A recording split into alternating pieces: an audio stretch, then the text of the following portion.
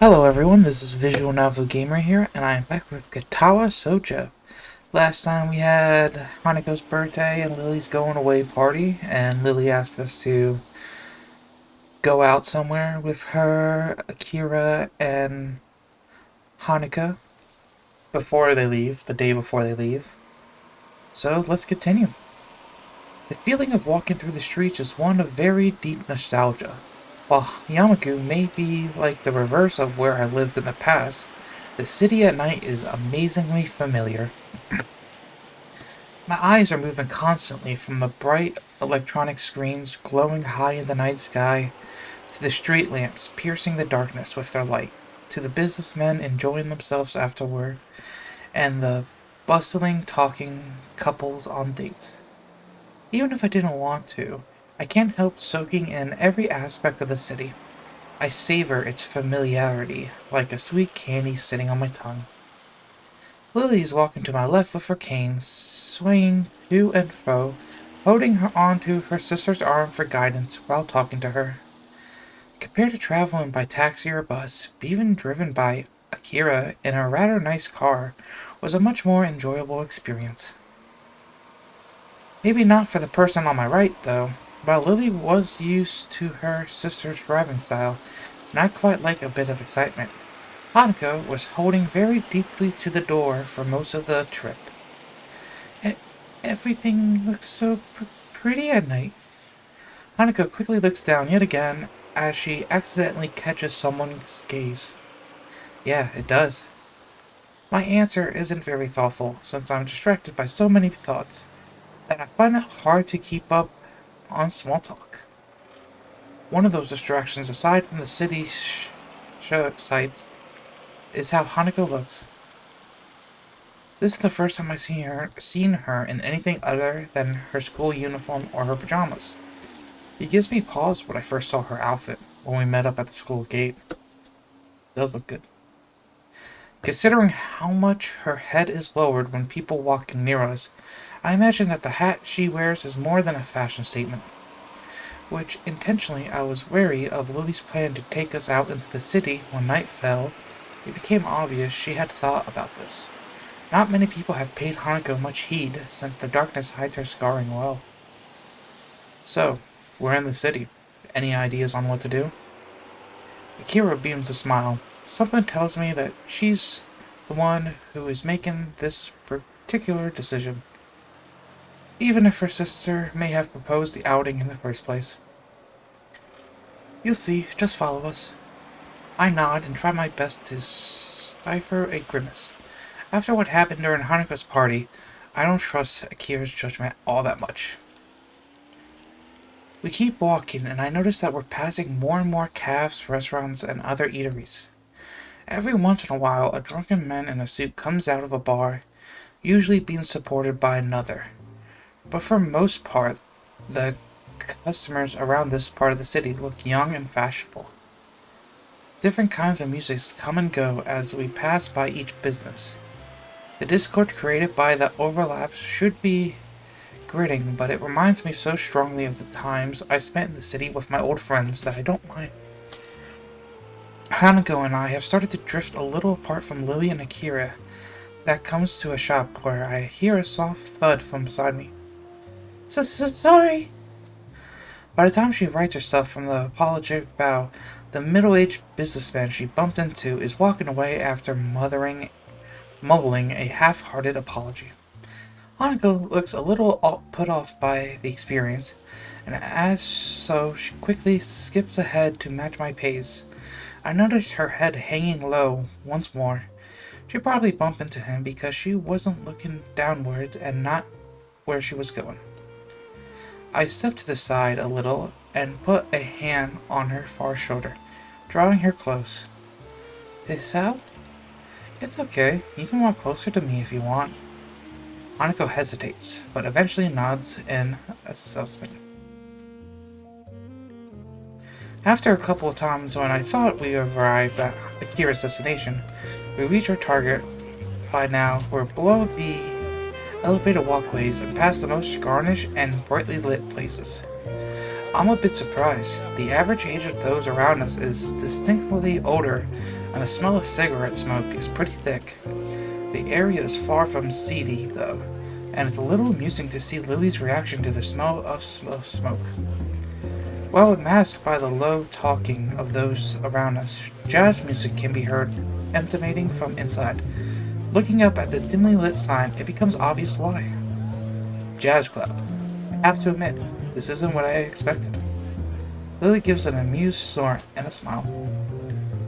Somehow, I feel like I should have known it, Kira. As we talk outside, I notice more and more odd sideways glances directed our way. People awkwardly catch themselves staring and look away, but that just makes it more obvious. I had noticed this occasionally when we were walking, but it's more profound now. I never experienced anything like that in my life. An average-looking Japanese teenager guy, just a little taller than normal, isn't the type to draw attention without making an effort. Hey, come on, just because you're teenagers doesn't mean you can't have a taste, right? Well, I don't really mind the music, if that's what you mean. I don't mind it either. She's only just managing to force the words out. It contrasts heavily to when we're alone in Yamaku, and it disappoints me a little that she's so highly strung for what's supposed to be a good time out on the town. It's hard to read Hanako's face as she keeps looking downwards. It's a little wonder if she doesn't often come out into the city because of this, and it makes me a little thankful that my own scarring is easily hidden. Lily has a similar way of attracting people's gazes, but the reason for it is clearly different. She hardly looks like a native, and the same can be said for her sister. That much is far more noticeable than her blindness from a distance. She may not be able to see this for herself, but I have little doubt she could hear the odd whispers, phrase from people who think they're out of earshot. Be that as it may, she doesn't seem to show any sign of either annoyance or pleasure at the attention.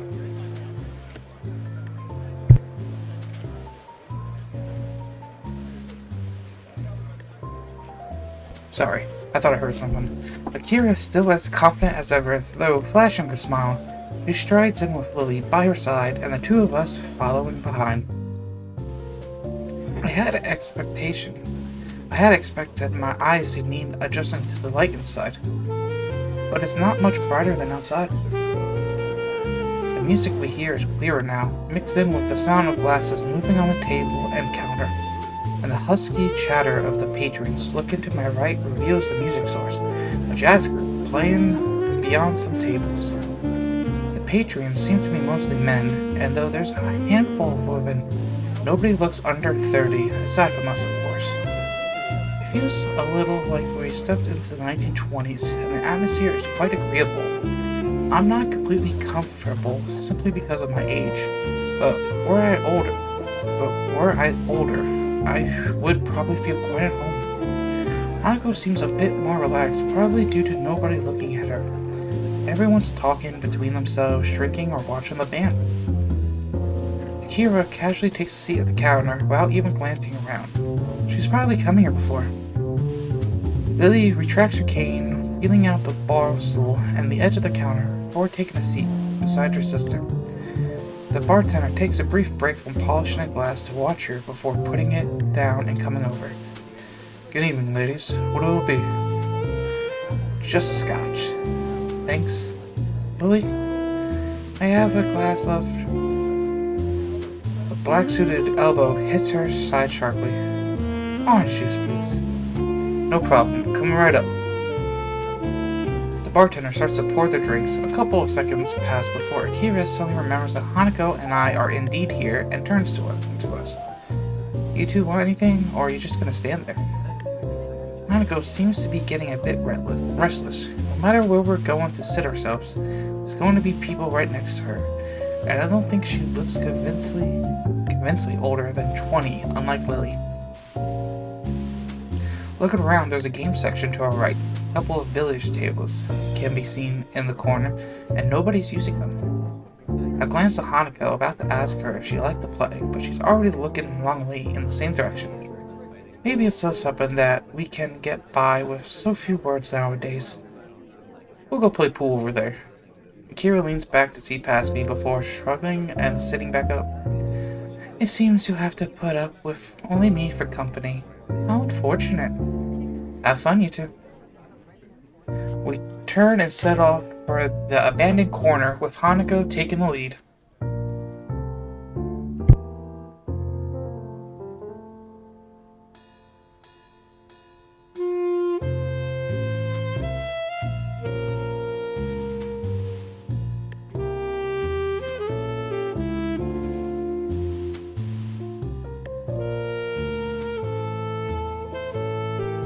Sorry about that, I have a dinner, so I'm going to be occasionally eating while reading.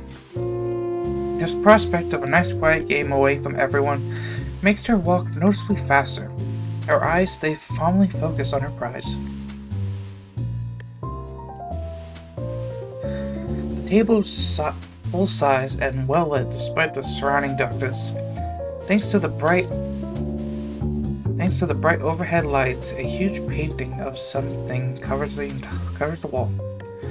There aren't many people milling about this corner of the club, and I can see Hanako becoming a little less tense as a result. You know how to play? I'm no expert, but yeah, I do. Then, 8-ball?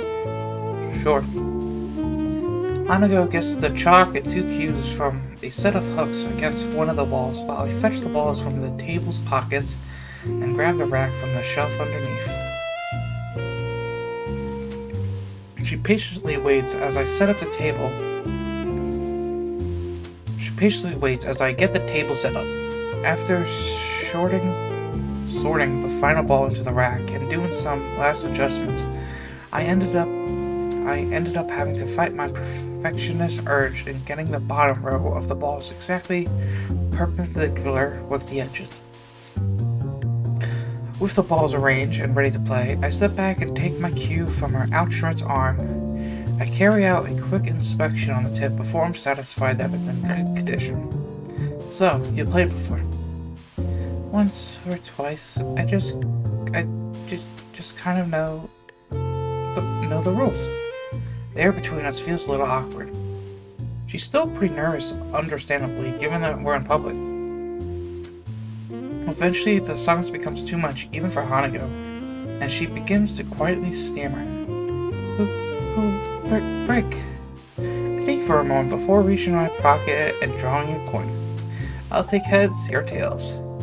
After a nod agreement from Hanako, I flick the coin up, catch it, and flip it over onto the back of my left hand. Looks like it's you that gets the brick. Ooh, this is a good picture. Hanako nods again before taking up her position at the end of the table. She's not usually this quiet around me, but I'm not wholly sure if it's because of the tidbit of information about her past that slipped out moments ago. The cue comes back in a practice gesture before smacking dead into the center of the cue ball. With a thud, the white ball skids across the table, across the smooth green expanse before smashing into the carefully arranged balls at the other end. Balls skittered across the table at high speed. The break was good. The ball was being nicely distributed among the table. My eyes are already flicking from one to another to pick out the easiest candidates to pocket. Hanako retreats from the side and I take my shot. Well done. It's only after Hanako says this that I realize the ball I was shooting at was sunk. I look at her and notice a small smile on her face. It's nice how playing games seem to loosen her up a bit. Yes, some stripes though. I take a step back and let her take the next shot, but she doesn't advance to the table. Rather, she looks down a little and rubs her arm. By now, I can identify this as one of her gestures that means she wants to say something, but isn't sure enough of herself to do it. What's up? It's just, you had a nice smile. Do you like playing this? I sigh and lean back against the table. I like playing, yeah. I think I was smiling because it's really nostalgic, though. Hanako tilts her head quizzically. Oops, sorry. Me and my friends used to play pool in the game centers near where we live pretty often, and at night too. Wouldn't your parents? My parents both work, so they don't mind me not being in the house.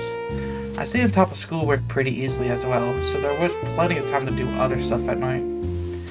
Our conversation dies down with Hanako timidly getting the better of her. In response, I get off the table and let her take her turn shooting.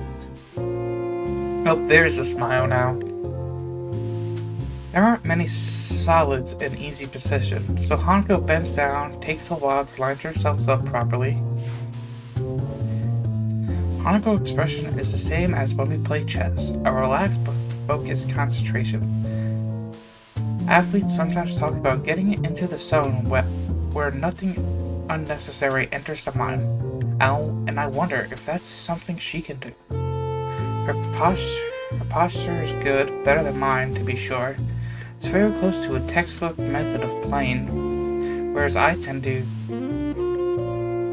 control myself into whatever position I feel is most natural for the shot I'm taking. She lines up the cue comes back, and she does a couple of practice movements to make sure she's lined up correctly. Hanako takes games so seriously. It's the only real hobby I know she has outside of reading.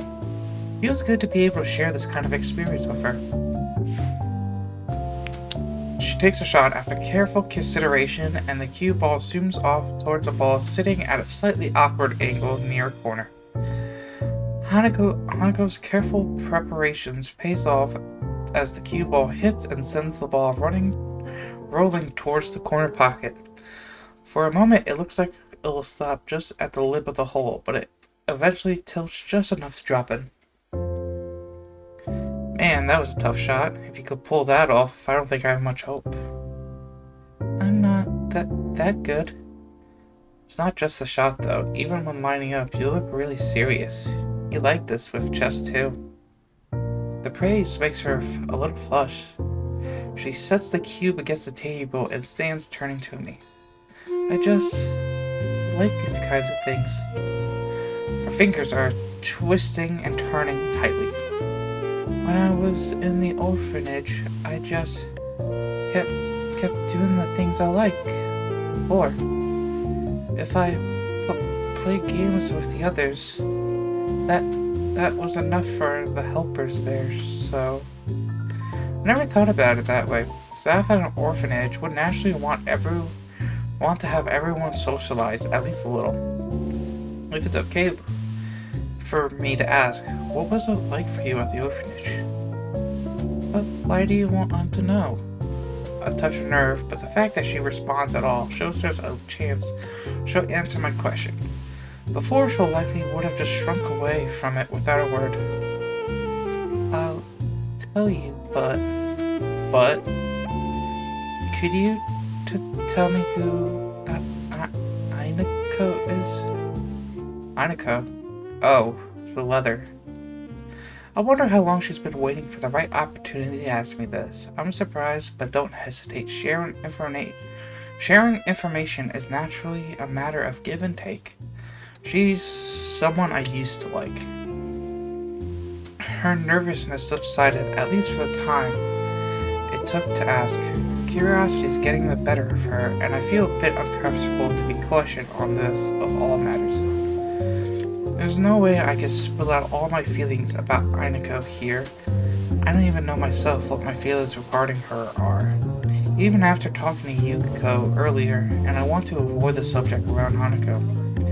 Hanako doesn't look overly satisfied with the awkward ending to the discussion, but thinks better of continuing.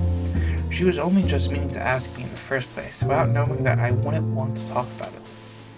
I moved to take my final shot. The lack of talking between us is filled by the chatter of other patrons and the band at the other end of the club. Spying a shot that doesn't look too difficult, I try and shoot for it. The cue ball taps the ball and the trajectory is about right, but I put in too much force. It gazes the corner of the hole and moves off to the side, just skirting the pocket. I grit my teeth a little. I was pretty good at this game, and it's frustrating to have deteriorated so much. I sit back and let Hanako take her turn, glancing towards the corner where Lily and Ayako are sitting. They're talking busily between themselves, and they seem to be having a good time. I turn back to Hanako as she takes her shot. With the same face as before, she lines herself up and sharply pushes the cube. Just as before, she sinks the ball as the ball she was aiming for. Drops it to the side pocket more clearly than her last, though it looks as if she's getting a bit more into the groove of the game. Nicely done. She hesitates for a moment and begins to address me without turning her head. The orphanage was nice. It felt a bit like Yamaku does, and the staff was really kind. But as the years went on, I realized something. I was different. It feels strange to strange to hear her speak so candidly about herself. She's audibly forcing the words out. It reminds me of when she she told me about the fire. Anko must feel that she has to tell me of some things if I'm willing to tell her about my own past. Her grip on my cue tightens as she continues to speak. Most of the children, they were up for adoption, just like I was. But unlike me, they generally left, one by one. By the time I went to Yamaku, I was among the oldest children there. For a while, I helped with some of the younger children, but eventually, I lay a hand on her shoulder. She's forcing herself by now. It's okay. She looks mildly surprised for a moment, but then nods before setting down her cube and turning towards me. Do you really think so? Yeah, I think so. Even while Lily's away, I'll be around to protect you, right? Hanako looks at me for a long time, and I'm taken a bit off guard. Her expression hasn't changed from before, still looking somewhat mullen, and silence between us aren't unusual. I think it's the fact that she's holding such prolonged eye contact that makes us feel a bit odd. It feels as if she's judging me.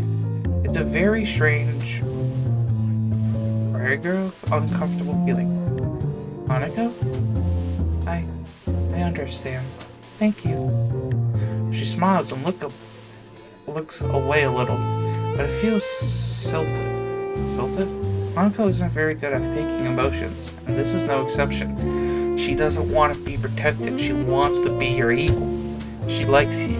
That's why she hasn't say anything for that long period of time. She doesn't want to be protected. She wants to be an equal. She doesn't want to be someone that has to be protected. That's what my guess is, at least. I move to the table and take my turn to try and distract myself, but it doesn't seem to work. Does she think I'm not up to the task of helping her? Is she disappointed in me? I'm probably overthinking this.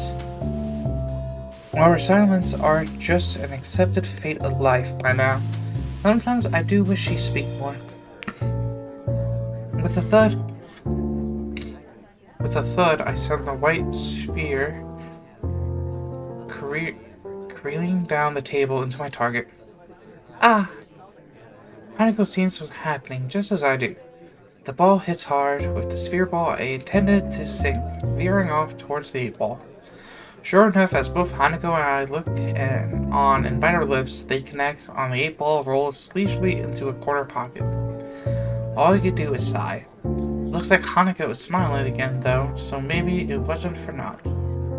That was an awful shot. You win. Seems I'm getting pretty rusty after all this time. Give me 1 second.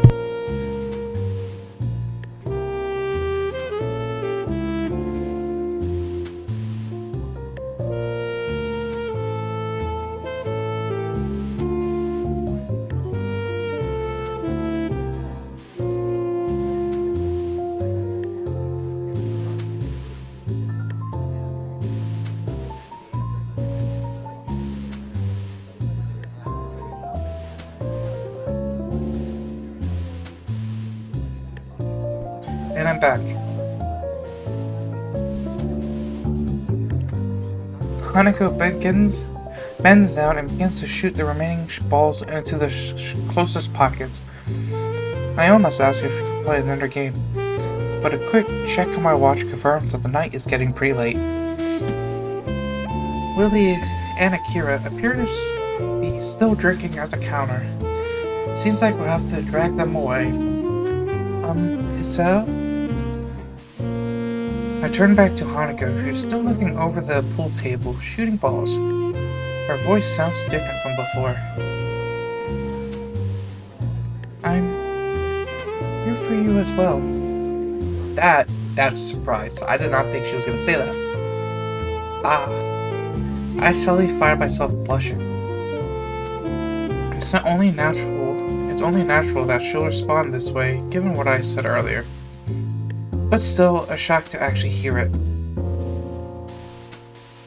Just what is my relationship with this girl? I want to protect her, to make her happy. I'm not really sure that is something like love, but I don't think these are the same kind of feelings I have for Lily either. I feel sorry for her, having gone through so much in her life. Her parents died in a house fire, and she lived in an orphanage for much of her childhood. I can't even imagine that kind of life. But I feel there's so little I can do for her, especially now that Lily is going to be leaving the country. Hanako and I finish tidying up the table and cues and pack up. Lily and Kira are on our way out of the club. It feels like something changed between Hanako and me. I can't quite place what it is, but Hanako is acting differently now. I feel like we're further apart, if anything. So, you enjoyed yourselves? Hanako and I both nodded and agreed. The game was good, and we both did learn more about each other. So it's an honest answer. Lily appears to be a little distracted. Worried about the trip, Lily? She pauses, before sighing and smiling weakly. A little. It means quite a bit. The comment earns her a clap on the shoulder from her sister. Hanako smiles back too. You'll be okay, Lily. I hope you can enjoy your time over there. Thank you, Hanako. I'll try to. It'll be nice to be back with my family. After all, no matter for how brief a time it may be. With that, the four of us begin to walk to the car park where Akira's car is. And we continue to talk between ourselves, but it's mostly just small talk. Do. Yep.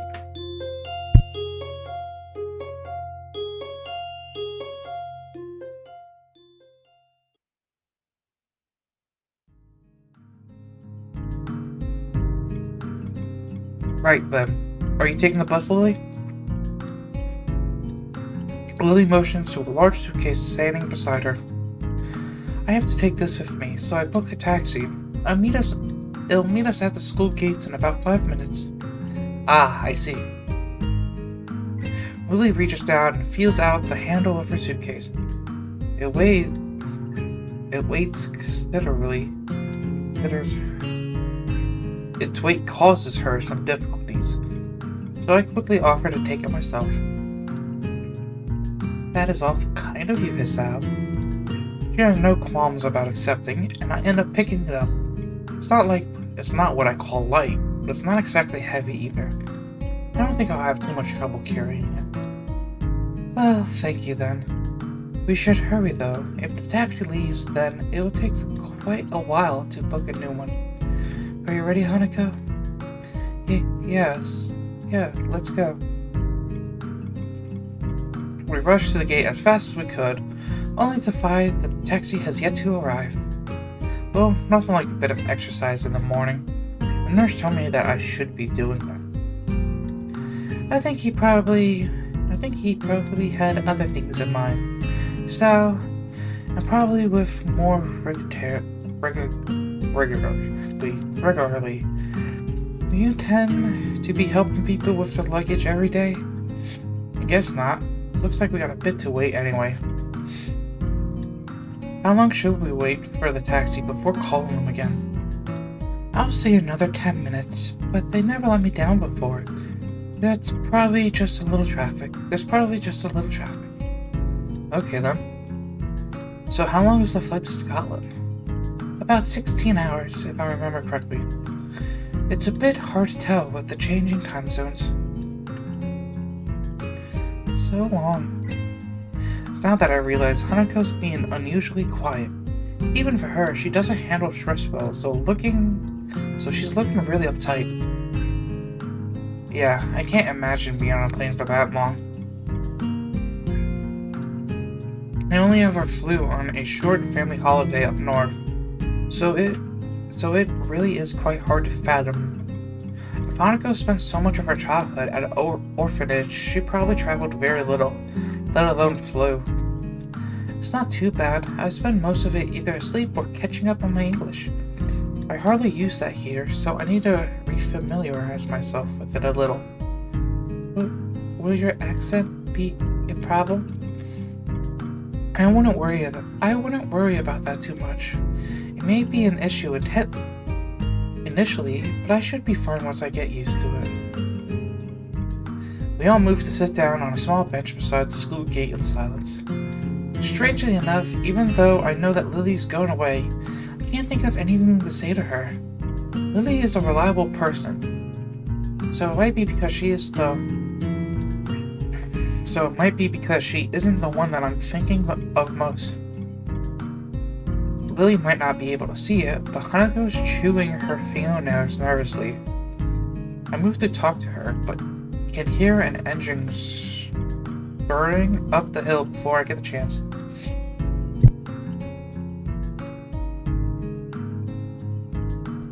I think the taxi's on its way. Well spotted, Hisao. I only just heard it as well.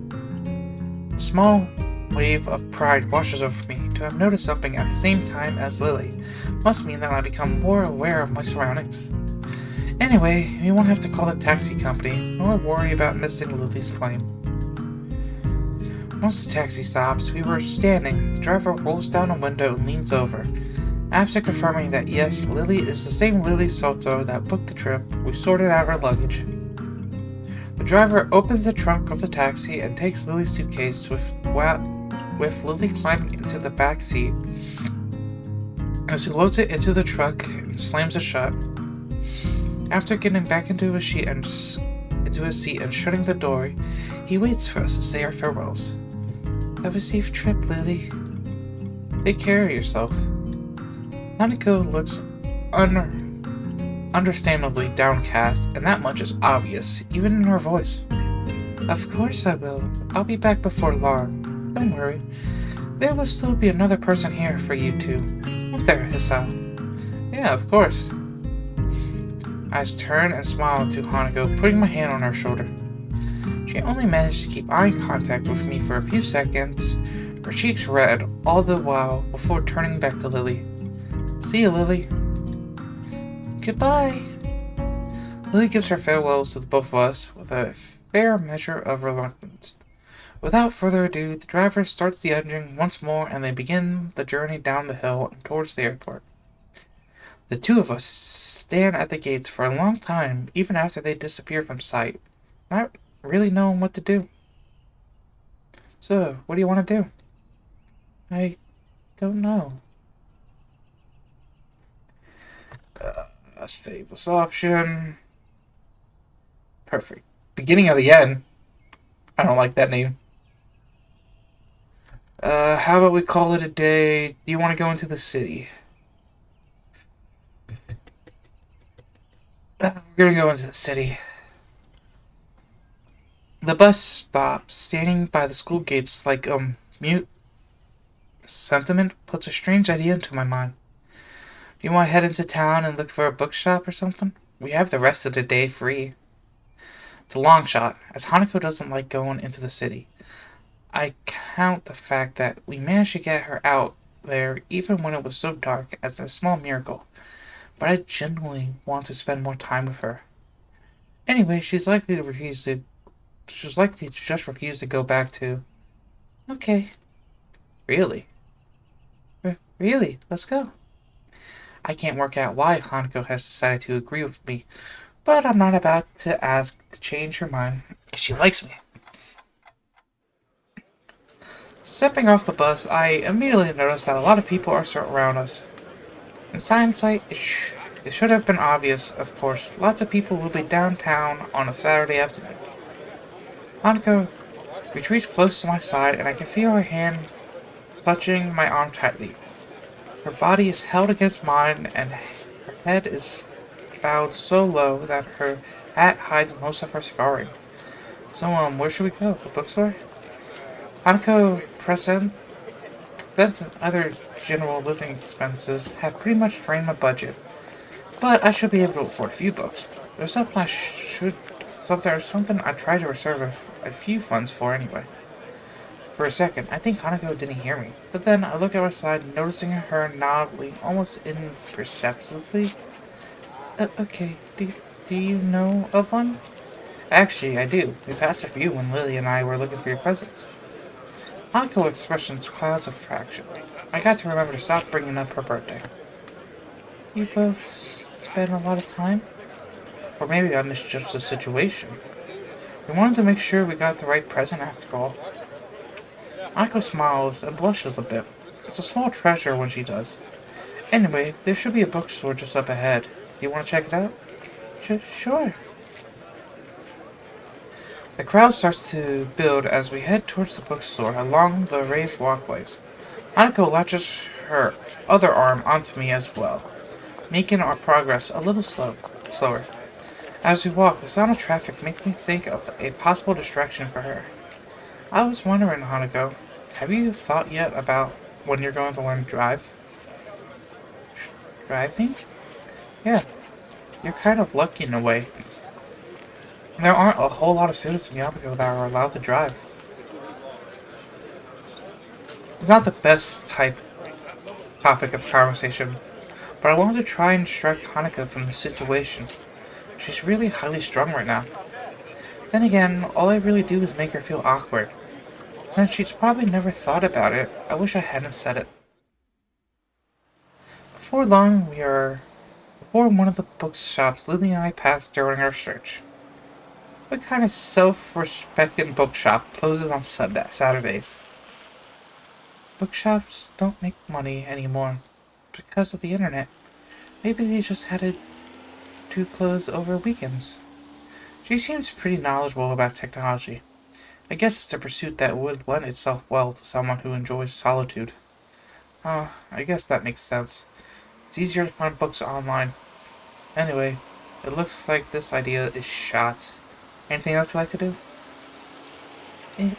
If it's not a bother, could you show me where you bought my present? Sure, not a problem. It's not far from here. I head off in the direction of the store. I'm only half sure of its exact location. I don't want to repeat it last time, spending half the day walking around aimlessly. Here we are. Orthos Antiques. It's small. Well, yes, it took Lily and me some time to find it. Can we go in? I don't see why not. It's open. Hanako pushes through the door and enters before me. Once again, the store is empty, save for the store owner. His face drops a little when he sees me. Oh, you're not here for a return, are you? Wait, that's not the girl you had with you last time. No, we're not here to return anything. We were just in town and wanted to have another look in here. The store owner considers us for quite a long time. I guess he's not used to high school students coming to his shop on a regular basis. Might this be the friend you bought gifts for? That's right, they were presents for her. The store owner turns to Hanako, who freezes on the spot like a deer caught in the headlights. He moves to address her, but stops before doing so, looking a little taken aback. He catches himself staring and looking at the side, addressing us indirectly. His expression is awkward and tense, as is his entire body. I want to be mad at him, but I knew full well that I had the same instinctive reaction when I first saw her. First surprise, then curiosity, then an awkward look away as I dealt with what I'd seen. Hanako looks less panicked than before, but I think the feeling she's giving off now is worse. It's not anger nor annoyance. If anything, it's one of apology. You're lucky there, young lady. To have friends that care about you as much as they do. Thank you. If I hadn't spent so much time with Hanako, I wouldn't even have realized that she said anything. Then again, the store owner's mumble was hardly clear either, thanks in part to being distracted away from us. Hanako strikes out into the store, gazing into wonder at the various items on display. She finds the doll section and spends lingering minutes studying each and every one of them. The side of Hanako I only barely been introduced to. I was astonished when Lily said she liked dolls, and even more so to find her finding her collection sitting on a dresser. She looks a little better now that she's distracted and added the store owner's sight, but I'm still quite put off by the whole experience.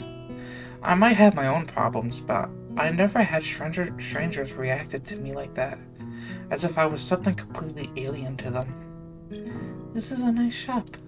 Yeah, it's not what I expected. Do you want to buy something? I didn't bring any money.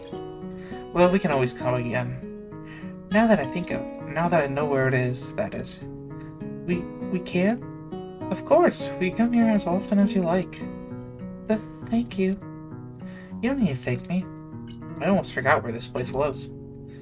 I don't really think either of us completely believes in what we're saying, but rather, we're just repeating what we think we should say. Can we go back to school now? Sure thing. Let's go. As we leave for the bus stop, I see the store owner peek through the curtains at the back of the shop. I'm not really sure what the glance he gives to her says. Feels a bit weird, and the fact that Hanako didn't see it is both a relief and a bit frustrating. Hanako and I stopped walking once we reached the concrete area between the dormitory buildings. There was barely a word said between us on the way back from the city. Well then, goodbye. You want to have tea or something? How about a game? Hanako shakes her head embarrassedly. I'm tired. Maybe later. I got homework. She sounds a little depressed. Hanako obviously does want to do more, but I suppose she would have a bit of schoolwork to catch up on. She missed a few days of lesson. Homework. Thanks for reminding me. I got a stack to do as well. I guess I'll see you tomorrow. See ya, Hisao. Before I can say goodbye, Hanako has turned and began walking towards the entrance to the female dormitory building. I look at the door she disappeared through for a bit before going off towards my own dorms. Today was a tiring day. Oh, another act.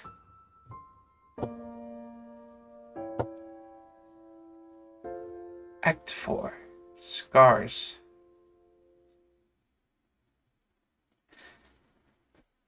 Act 4, I think, is the last act. But I'm gonna end it off here today. We did a lot. We did a lot in this episode, even though it's shorter than the other ones.